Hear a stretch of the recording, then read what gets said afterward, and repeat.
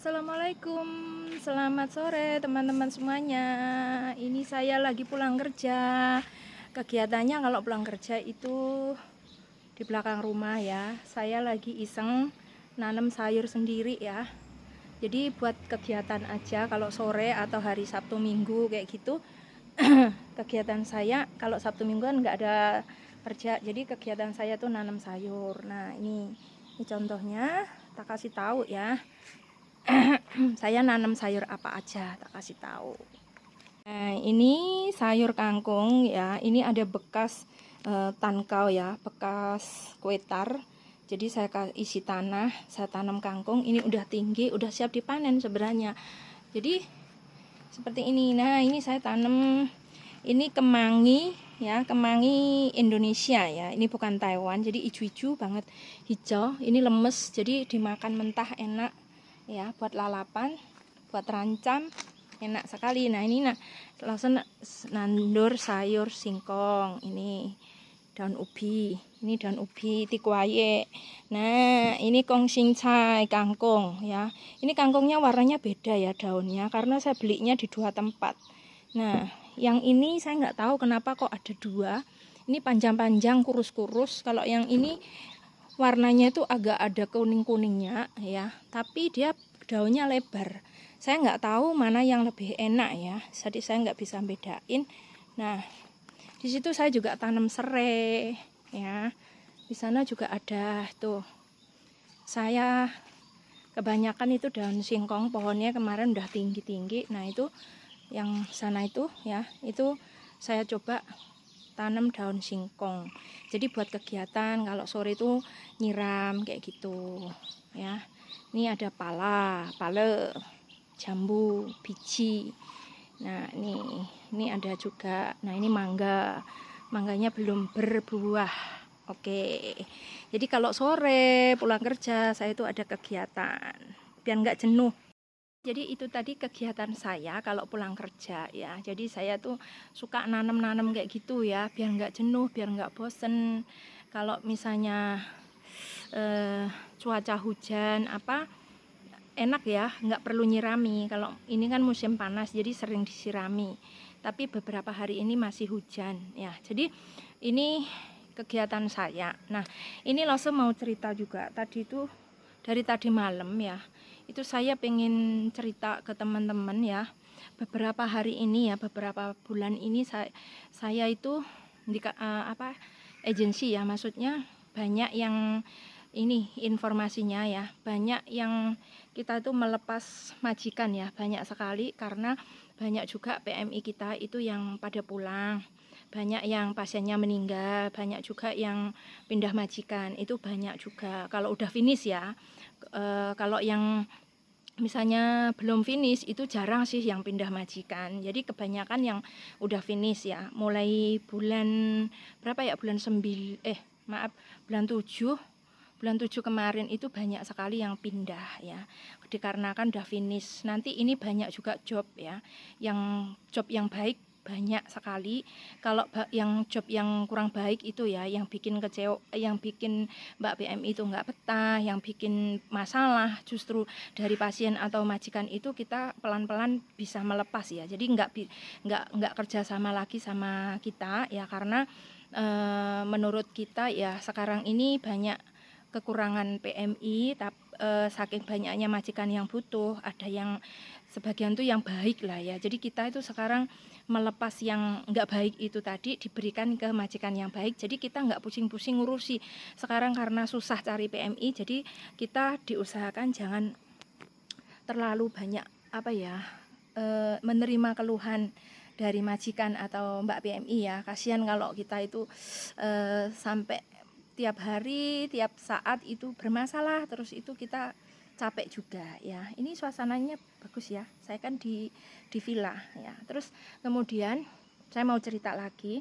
Jadi kalau misalnya beberapa hari ini saya juga banyak komunikasi sama anak-anak saya yang finish kontrak itu ya. Saya sempat kadang-kadang ya, saya sempat menegur juga, memberi masukan ke PMI saya, ke anak-anak saya itu karena gini, udah finish kontrak, terus majikannya itu kadang yang selama dia di sana, selama Mbak PM ini 3 tahun itu kadang-kadang kurang nyaman lah, pelit lah, kadang bagaimana gitu. Tapi Mbak PMI-nya masih bisa bertahan ya, kadang-kadang karena motivasi saya, karena diberi masukan, maksudnya apa ya, Mbak PMI-nya juga merasa namanya kerja di mana-mana sama. Tapi kadang-kadang kalau udah 3 tahun itu punya pilihan ya, punya hak, punya pilihan sendiri. Jadi kita nggak melarang kalau misalnya dia mau pindah majikan atau mau pulang, apa itu terserah ya. Nah, ini ada beberapa hak PMI yang terpaksa minta pindah ya. Tapi majikannya itu kadang ada yang keberatan ya, sampai kita itu eyel-eyelan sama majikan, sampai kita itu kadang wis emosi banget ya. Kenapa kok udah PMI-nya, kita kan kalau kerja kan kedua belah pihak itu harus sama-sama ya. Jadi kalau PMI-nya udah nggak betah, kita nggak bisa paksa, dan majikan pun nggak ada hak untuk memaksa ya. Jadi kalau Mbak PMI-nya udah nggak betah, mau gimana ya, dia harus menentukan jalannya dia kemana kayak gitu ya, kita harus ngikuti aja. Nah, ini yang akhir-akhir ini banyak sekali kayak gitu ceritanya ya. Ada yang bilang, "Lose, aku tuh di sini sebenarnya mau pergi, mau meninggalkan majikan itu berat." Kayak gitu. Ada yang cerita kayak gitu. Sekarang aku tuh niatnya dari awal mau pindah, tapi sekarang udah mau deket, suasana mau deket sebentar lagi, kurang sebulan, tapi majikan merasa merengek-rengek, merayu saya, mau nambah gaji saya. Tapi kalau ditambahi gaji pun, kalau pekerjaannya banyak atau mungkin mbaknya nggak nyaman, majikannya memperlakukannya nggak baik, ya Mbak PMI punya hak untuk pindah ya, untuk menentukan nasibnya berikutnya kayak gitu. Jadi kita juga harus mendengarkan Mbak PMI-nya gimana. Terus aku tuh bilang gini, nggak apa-apa kamu minta pindah majikan, minta pindah tempat, itu nggak masalah, itu hak kamu, saya bilang gitu. Tapi kamu di saat saya udah bilang seperti ini, nanti kalau ditanya sama majikan, jawaban kamu ke saya sama jawaban ke majikan tuh harus sama. Kadang-kadang Mbak PMI itu nggak seperti itu. Di saat ada masalah, kerja di rumah majikan ada masalah ya, itu Mbak PM itu ngeluhnya kan ke kita ya, ke penerjemah, ke agensi gitu. Nah, kita nanggepi kan lama-lama kadang-kadang ya bosen kalau masalahnya itu aja. Terus udah mengingatkan majikan nggak ada perkembangan, nggak ada perubahan. Nah, kita kan merasa males ya kadang ngurusi kayak gitu. Kita juga ngurusi banyak orang kayak gitu. Nah, Mbak PMI-nya udah ditekankan kayak gitu, kadang-kadang, "Mbak, kamu harus berani ngomong sendiri. Kalau nggak mau ya bilang nggak mau, nggak sanggup bilang nggak sanggup. Jangan kamu ngomong ke agensi kamu nggak sanggup, tapi kamu jawab ke majikan Yao Xiang harus masih mau minta mikir lagi, minta waktu untuk berpikir. Jangan kayak gitu. Kalau kalian sudah memutuskan untuk pindah, itu kalian harus segera memutuskan sendiri, nggak usah takut, nggak usah khawatir, semua prosesnya kalian itu diurus sama agensi kayak gitu loh. Jadi kalian harus punya jawaban yang sama. Kalau sampai kalian nggak punya jawaban yang sama ya, misalnya ditanya sama kita minta pindah, tapi ditanya sama majikan tadi bilangnya masih mau mikir, mau penuh pertimbangan, lah itu takutnya majikan itu menuntut ke agensi lagi. Loh, ini anak ini saya tanya oke, tapi ditanya sama agensi sama penerjemahnya udah plan lagi, bilangnya udah begini. Jadi bagaimana? Kalian ngomong apa ke PMI ini? Jadi kita tuh dituntut seperti itu. Itu yang paling kita tuh nggak enak ya, karena kalau sudah terjadi seperti ini, kalau sudah misalnya ada sesuatu omongan yang udah kayak gitu, itu merasa kita itu malu, terus ya intinya nggak enak aja sama majikan kayak gitu loh. Jadi saran saya, kalau teman-teman itu sudah menentukan jalannya yang terbaik nanti gimana, tujuan nanti berikutnya gimana, silahkan kalian tuh ikhlas ya, ikhlas menjalani kayak gitu. Jadi harus piye ya, berani, pokoknya berani mengambil resiko apapun. Yang penting selama agensi kamu bertanggung jawab, selama penerjemah kamu bertanggung jawab, itu semua diurus ya sama agensi, sama penerjemah. Jadi kalian nggak usah khawatir lagi, nggak usah ragu lagi kayak gitu. Karena kalau kalian tetap kayak gitu ya, tetap ragu-ragu apa ya itu tadi majikan curiga.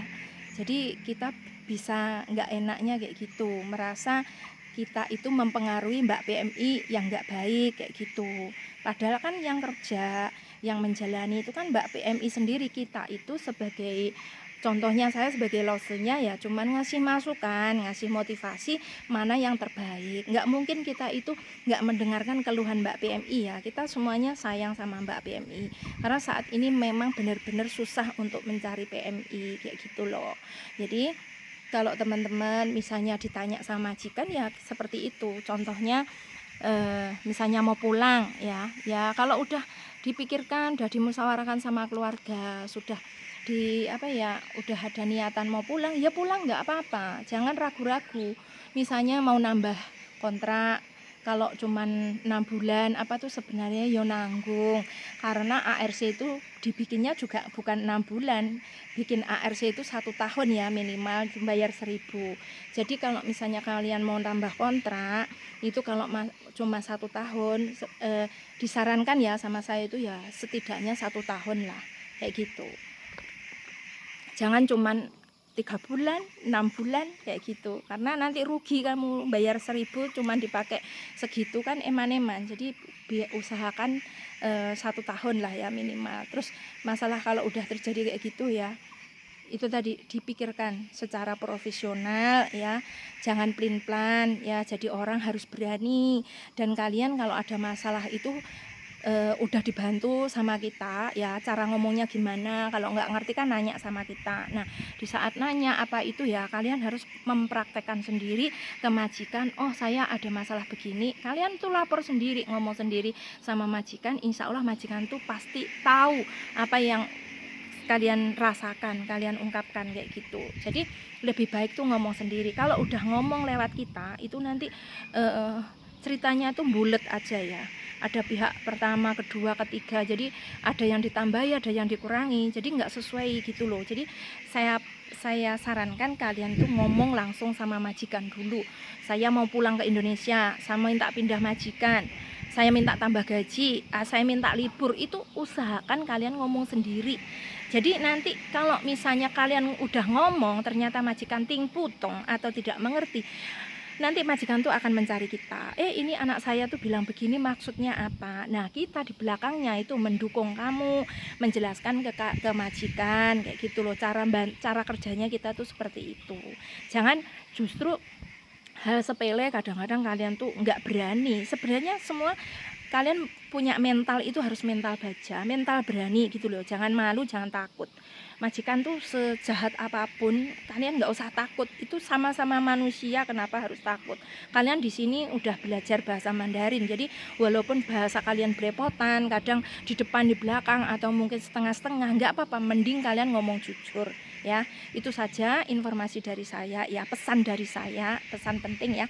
Jadi kalau kalian mau ada masalah atau gimana ya seperti itu tadi, jadi mending jujur sama majikan dulu, nggak usah takut ya. Menghadapi permasalahan tuh nggak usah takut. Kalian kan jujur ya, nggak mencuri, nggak ngambil barang, nggak memukul, nggak menganiaya pasien, nggak ada kesalahan di situ ya. Kalian nggak usah takut, pasti kita bantu. Oke, itu saja teman-teman pesan dari saya, mudah-mudahan bermanfaat bagi teman-teman semuanya. Tetap semangat Cayo, jaga kesehatan, jaga mood, semoga Gusti Allah memberkahi. Terima kasih, bye bye.